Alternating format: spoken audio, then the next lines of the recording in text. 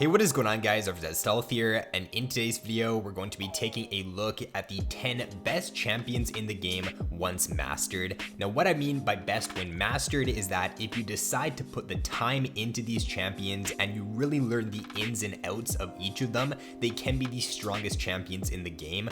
All these champions do have a very high skill ceiling, and no matter how much you play them, even if you're a pro player or even if you're a high elo player and you play them a ton, there's usually always going to be something that you can learn from each game or that you can do better, which do make these champions very fun to play as well. So now, of course, these are my top 10 picks and you most definitely do not have to agree with them. So if you don't for a certain pick, then let me know down in the comments below which champion you would take out and what champion you would replace them with. So with all that being said though, guys, let's get started.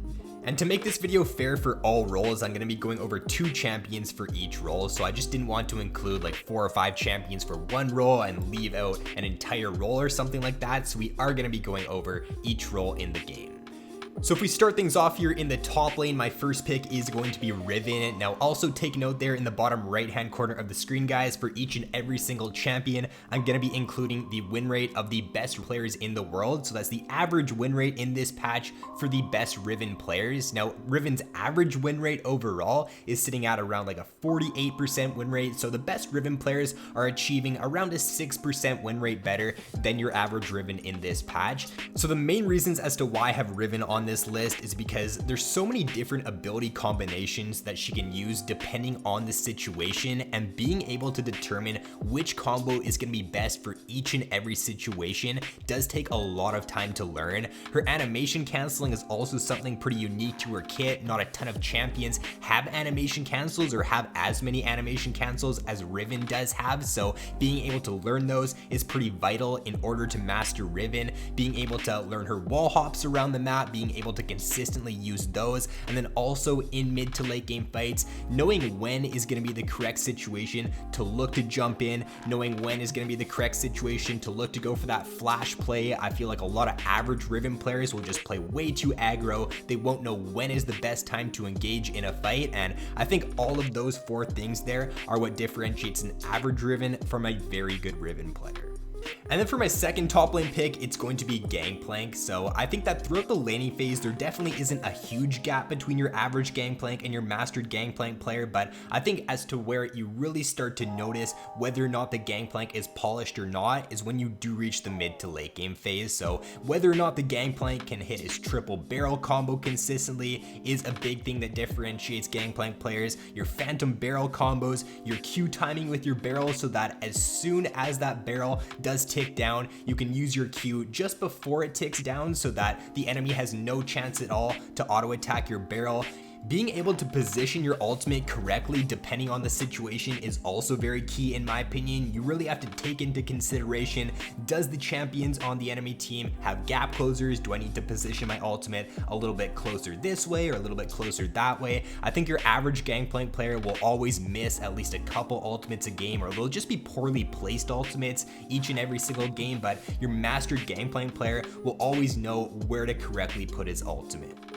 So if we move on to my 2 jungle picks now, first up is going to be Nidalee, and if you take a look at that win rate there for the best Nidalees in the world right now, they're achieving around a 61% win rate in this patch, which is absolutely insane. Your average Nidalee player in 9.18 or 9.17 is getting around a 50% win rate, so a 10% win rate discrepancy there is pretty big. Now I think the main things that differentiate an average Nid from a super good Nidalee player is just their ability to consistently pull off ganks in the early game. Ganks can be very difficult to pull off with Nidalee, and you really have to utilize the Fog of War when you're coming in for a gank with this champion. Use your spear from the Fog of War. If you can hit that, the gank is going to be successful a lot of the time, but if you cannot consistently hit your spear when you are ganking with this champion, you're just not going to have a good time on her a lot of the time. If you can pull off successful ganks though with the champion, if you can hit your spear consistently, then she does snowball extremely hard, so she is a very rewarding champion if you can play her well. I know that she used to have a couple of more animation cancels in her kit as well. I'm pretty sure a couple of them got patched, or maybe one of them got patched, so she used to even be a more difficult champion to master, but I do still think she does deserve a spot on this list, and she is a champion that is very rewarding if you do put the time into. And then if we move on to my second jungle pick, it is going to be Lee Sin. So this one shouldn't be too much of a surprise here. I think a lot of people would probably agree with me on this pick. Lee Sin's a champion pretty similar to Nidalee in the sense that he does have a lot of potential to snowball the early game extremely hard. Notice the emphasis on potential there though, because if you don't know how to pull off ganks with Lee Sin, if you can't hit your Q consistently when ganking, if you can't ward hop to get the slow off with your E in certain situations, then your ganks are definitely pretty lackluster. And compared to a lot of different champions in the game, once you do reach the mid to late game, Lee Sin's ability to execute fights does take a lot more skill, and you really need to be polished on your Lee Sin in order to have success in mid to late game fights. And then like Riven, Lee Sin does have so many different combos that he can pull off depending on the situation. So you got your inset kick, you got your ward hop into flash kick, you got your ultimate onto a tank, knock him into the enemy AD carry. Those are just to name a few, and there's a lot more that you can pull off as well on Lee Sin. So being able to determine in a split second which combo is going to be best for each situation is something that does take a lot of time to learn with this champion. And if we move on to my mid lane picks now, first up is going to be Yasuo. So I can definitely agree that Yasuo, if played at an average level, can still be a pretty good champion. You can still have good success on Yasuo, even if you haven't spent a ton of games on the pick, but I definitely still think that there is quite a big difference between an average Yasuo and a mastered Yasuo player. Some of the main things that stand out to me are being able to animation cancel your E when dashing through minion waves, your wind wall timing throughout the game, your ultimate selection in mid to late game fights. Knowing how to play with a lead is also very, very important, and it's something that on the macro side of things is something that a lot of average Yasuo players just really mess up on, and they just play way too aggressively. If they do get a lead, they just end up throwing their lead. So being able to play safe with the lead, being able to play patient with the lead is something that I do think a lot of average Yasuo players just don't know how to do, and they just consistently end up throwing games because they always play too over aggressive.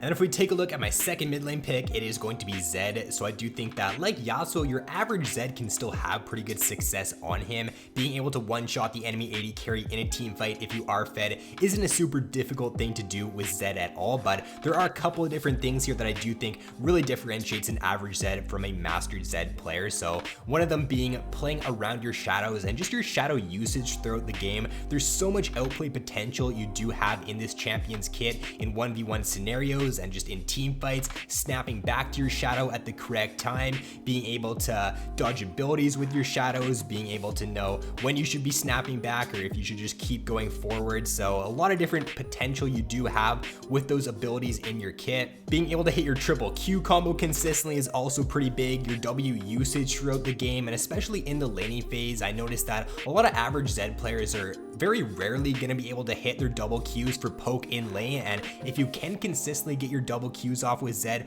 proc that electrocute, there's just so much burst potential and so much potential to just poke your opponent out in the laning phase and get priority for yourself. And then also with the immense amount of stopwatches that are in the game now, it's very difficult for Zed to play around that in mid to late game fights, and I think that if you are able to play around that and choose who you should be ulting in a mid to late game fight, and even if you don't have the ability to ult anybody, still being useful in a mid to late game fight as Zed is very difficult to do, and only some of the best Zed players are able to play mid to late game fights correctly if the whole enemy team do have stopwatches.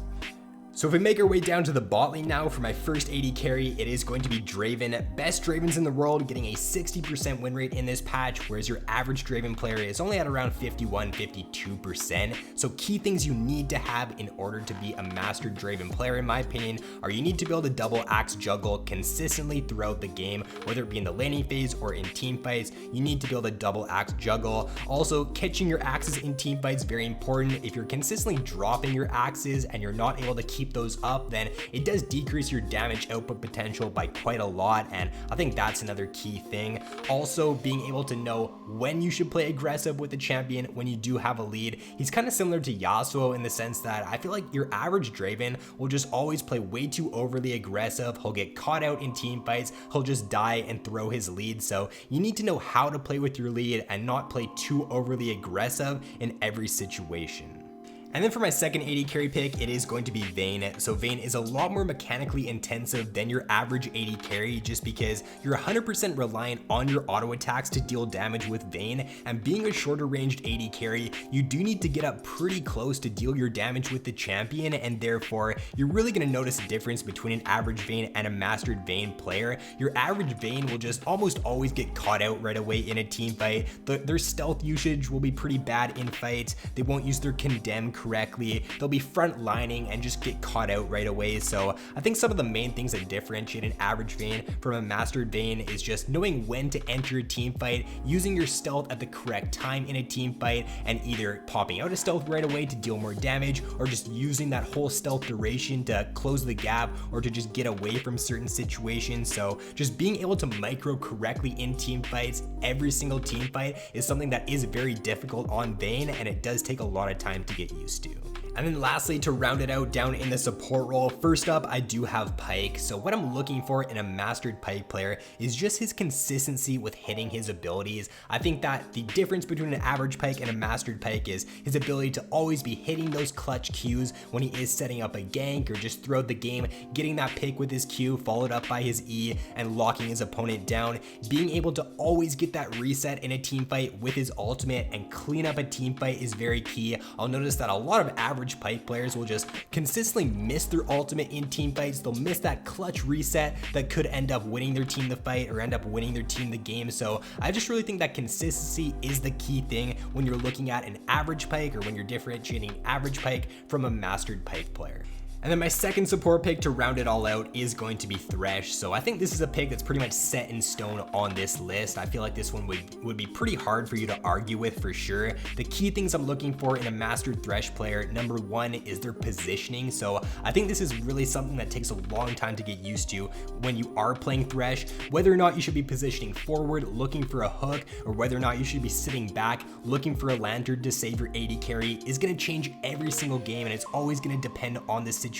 So that's something you really need to get used to with this champion. Your hook consistency is also very key. Being able to predict movement so that you can hit your hook a lot of time is very important to be a good Thresh player. Flaying movement abilities is also super key. If you can flay a Lee Sin trying to jump onto your AD carry, or if you can flay a Rengar trying to jump onto your AD carry, that can completely change the momentum of a game. Being able to fake your lanterns for your jungler to come into a gank, you can play mind games with that, knowing when to take a hook in the laning phase and when to just look to flay your opponent and get a little bit of poke off. There's just endless amount of things that you can do on this champion, and there's way more things that differentiate an average Thresh from a mastered Thresh player, but those are a couple things that I think are very important. So that is going to be all for this video, guys. Be sure to let me know down in the comments below if you disagree with the list, and if you do disagree, don't just say a pick that I have on this list is bad, or don't just say that champion doesn't belong there. Let me know which champion you would replace with the champion you don't think belongs on the list. So with that being said, guys, hopefully you did enjoy the video. If you did, be sure to drop a like and subscribe if you haven't already. So thanks for watching, have an awesome day, and I will see you in my next video.